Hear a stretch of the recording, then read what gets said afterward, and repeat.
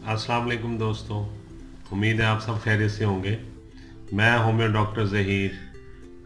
आपको अपने channel homeo health care में खुश आमदीद कहता हूँ, वेलकम करता हूँ। आज का जो मालूमाती प्रोग्राम है वो गाउट यानी गठिया के बारे में है। मैं आपको आज इस बीमारी के इस मर्ज़ के असबाब बताऊँगा, अलामात बताऊँगा और फिर इसकी होम्योपैथिक की जो मेडिसिन है वो भी बताऊँगा। सबसे पहले मैं आपको ये बता दूं कि ये किस नौइयत का मर्ज़ होता है, इसमें क्या प्रॉब्लम आते हैं और इस बीमारी में मरीज़ को क्या फेस करना पड़ता है। तो गठिया दरअसल एक आर्थराइटिस ही की एक शक्ल है। इसकी ख़ास बात ये है कि ये वक्फ़ों से शदीद दर्द, सूजन और बुखार के हमले करता है और मरीज़ उसमें मुब्तला रहता है। इस मर्ज़ की इब्तदा जो है वो तकरीबन 90% मरीज़ों के पाँव में होती है, यानी पाँव के अंगूठे से ये शुरू होता है और उसके अंगूठे में सोजन, पाँव के अंगूठे में सूजन हो जाती है और फिर जो है दर्द शुरू हो जाता है। अंगूठे का जो जोड़ है उसमें शदीद, पहले तो कम दर्द होता है, फिर आहिस्ता आहिस्ता दर्द बढ़ना शुरू हो जाता है और फिर आहिस्ता आहिस्ता अगर इसका इलाज ना किया जाए, मेडिसिन ना ली जाए, तो फिर बाकी उंगलियां और टखना और कलाई, बाजू की जो कलाई है वो भी, और हाथों की उंगलियां और हाथों के अंगूठे और दूसरी उंगलियों के जोड़ जो हैं वो भी इसमें इस बीमारी का शिकार हो जाते हैं। और फिर कभी कभी ये बाजू की जोड़ वाली हड्डी यानी कोहनी, यहाँ वाला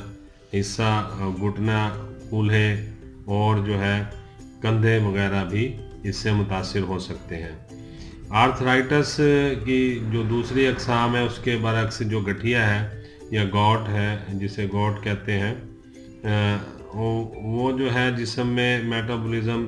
सिस्टम यानी कीमियाई तब्दीलियों के बायस वकूफ़ पज़ीर होता है और अक्सर ये विरासत में वालिदैन की तरफ से मिलता है। यानी अगर खुदा न खास्ता किसी के वालिदैन को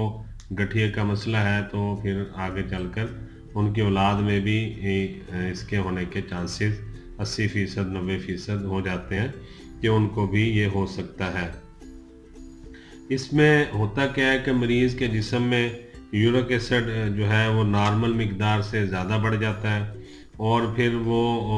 बॉडी में जमा होता रहता है और किडनी जो है, गुर्दे उसको पूरी तरह से खारिज नहीं कर सकते, साफ़ नहीं करते, और क्योंकि इसकी मिकदार ज़्यादा होती है, किडनी की कैपेसिटी से ज़्यादा यूरिक एसिड जनरेट होता है बॉडी में, तो फिर उसके नतीजे में क्या होता है कि वो साफ़ नहीं कर सकते किडनी। और जो है मर्दों में 2 और 6 मिलीलीटर फ़ीसद जो है ये बढ़कर इसकी तादाद जो है उससे बढ़कर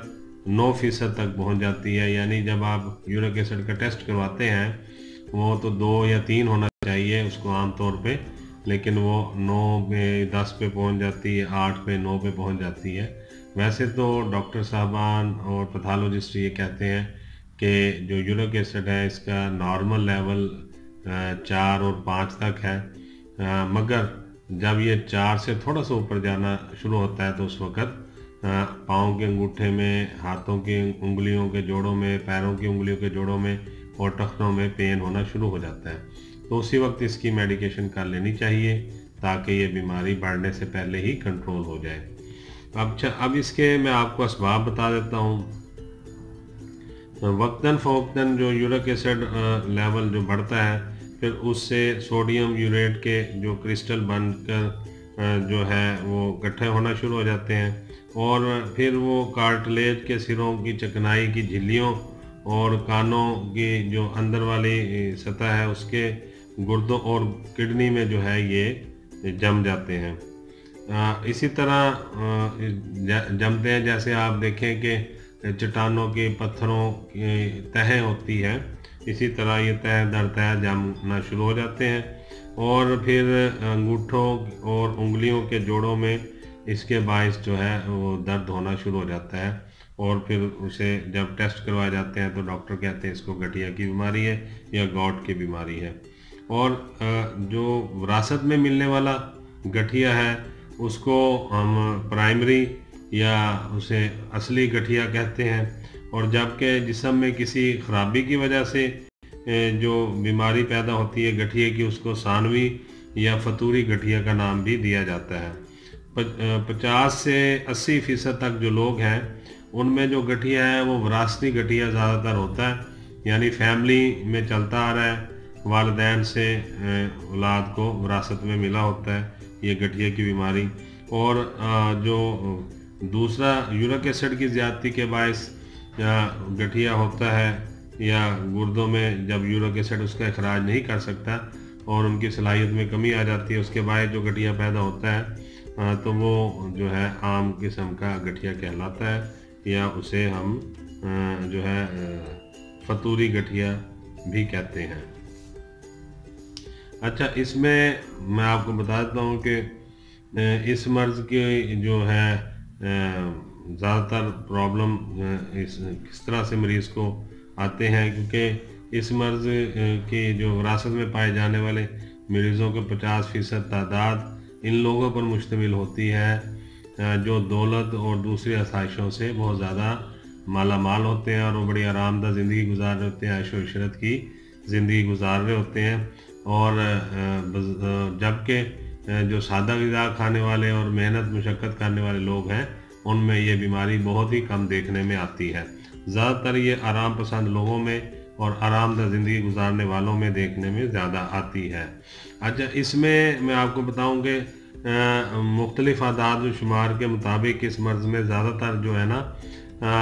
30 से लेकर 50 साल तक की उम्र के लोग मुतासर ज़्यादा होते हैं, यानी 30 साल से जब उम्र ज़्यादा होना शुरू होती है और 50 साल के दरमियानी उम्र में 30 से 50 के दरमियान में जो उम्र होती है उसमें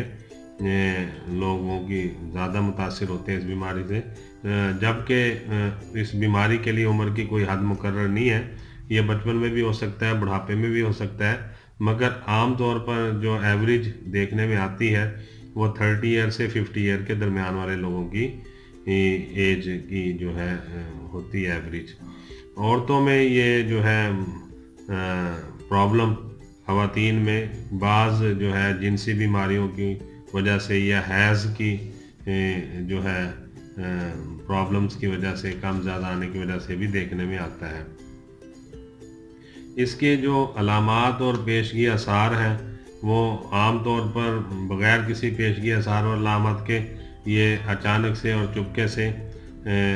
बीमारी आ जाती है। आप रात को चंगे भले सोते हैं और सुबह उठते हैं तो आपके पाँव के अंगूठे में दर्द हो रहा होता है, और फिर अगर कोई पेन किलर खा लिया जाए तो वक्ती तौर पे ठीक भी हो जाता है और सूजन भी उतर जाती है। लेकिन कुछ दिनों बाद ये फिर बीमारी आ जाती है और फिर आपको अंगूठे में दर्द होगा और उसके साथ दूसरी उंगलियों में भी दर्द शुरू हो जाएगा, फिर हाथों की उंगलियों में भी। फिर आपको यूरिक एसिड लेवल टेस्ट कराना ज़रूरी हो जाता है। उसमें आप complete urine examination, uric acid level और सीरम कोलेस्ट्रॉल लेवल ये आप चेक करवाते हैं, तो फिर उसमें पता चलता है कि यूरिक एसिड लेवल काफ़ी बढ़ा हुआ है और पेशाब में पस सेल वगैरह भी आ रहे हैं। तो उसके बाद फिर आप जो है मेडिकेशन करते हैं और दवाई अद्वियात लेते हैं, जिससे ये फौरी तौर पर कुछ दिनों में ठीक हो जाता है। बाज़ औक़ात तो 1 दिन में या 2 दिनों में ठीक हो जाता है और बाज़ औक़ात 5-6 दिनों में, हफ्ते में ये ठीक हो जाता है, मगर ये फिर लौट के आ जाता है कुछ अरसे बाद। बाज़ औक़ात ये 6 महीने बाद, बाज़ औक़ात साल बाद, बाज़ औक़ात 1-2 महीने बाद दोबारा से बीमारी जो है ये आ जाती है वापस। और इसमें मैं बताऊं कि अंगूठा क्योंकि शुरू पैर के अंगूठे से होती है, वो बेहद हसास हो जाता है और इतना हसास हो जाता है कि कोई कपड़ा भी कपड़े का वज़न भी ये बर्दाश्त नहीं कर सकता, और जो है कपड़ा भी हल्का सा उसे लगे तो शदीद तकलीफ महसूस होती है। दर्द की शिद्दत में आहिस्ता आहिस्ता इजाफ़ा होता है और बाज़ औक़ात बड़ी तेज़ी से इजाफ़ा होता है, और उसमें से आपको हीट निकलती हुई महसूस होती है और सुरख हो जाता है अंगूठा और वरम उस पर आ जाती है, सूजन हो जाती है, और फिर ये आहिस्ता आहिस्ता बढ़ना शुरू हो जाती है। मरीज़ जो है इसमें इतनी शदीद तकलीफ़ महसूस करता है, बाज़ औक़ात वो किसी एक पोजीशन पे नहीं बैठ सकता, ना लेट सकता है, बल्कि वो बार बार अपनी पोजीशन और पहलू बदलता रहता है। और पाँव फैलाकर सीधा रखा जाए तो फिर उसको कदरे आराम और जो है सुकून महसूस होता है। अक्सर औक़ात रात को ये दर्द बहुत ज़्यादा बढ़ जाता है, लेकिन सुबह होते ही कम होना शुरू हो जाता है और फिर बाज़ औक़ात बिल्कुल ठीक भी हो जाता है, लेकिन कुछ दिनों बाद फिर शुरू हो जाता है। तो गठिया का जो हमला है ये बार बार ये करता रहता है। कई दफ़ा जो है अफाका 2-3 साल तक रहता है, मरीज़ को बिल्कुल कुछ नहीं होता, और लेकिन फिर दोबारा से ये बीमारी अचानक नमूदार हो जाती है। इसमें जो है मेडिसिन बहुत सारी हम यूज़ करवाते हैं,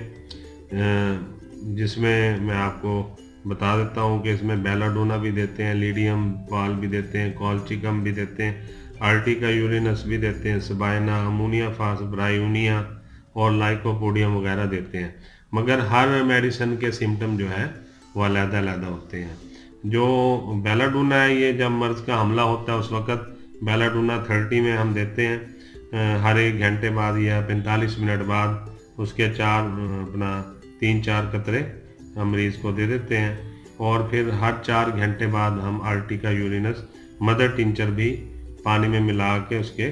10 कतरे जो है मरीज़ को पिलाते हैं। और जो आर्टिका यूरिनस है, इसको जो है मदर टिंचर को आप लेके 2 घूंट पानी में इसके 20-25 कतरे मिला के सूती कपड़ा उसमें डाल के उसमें भी आप इस सूजन वाली जगह पे और दर्द वाले जोड़ के ऊपर उस कपड़े का रखेंगे, तो उससे पट्टी करेंगे, तो उससे भी जो सूजन है वो फौरी तौर पर उतर जाती है और दर्द भी ख़त्म हो जाता है। ये आर्टिका यूरिनस का ये भी आप बैरूनी इस्तेमाल भी कर सकते हैं मदर टिंचर का। इसी तरह लीडियम पाल है। लीडियम पाल जब सूजन और वरम ज़्यादा हो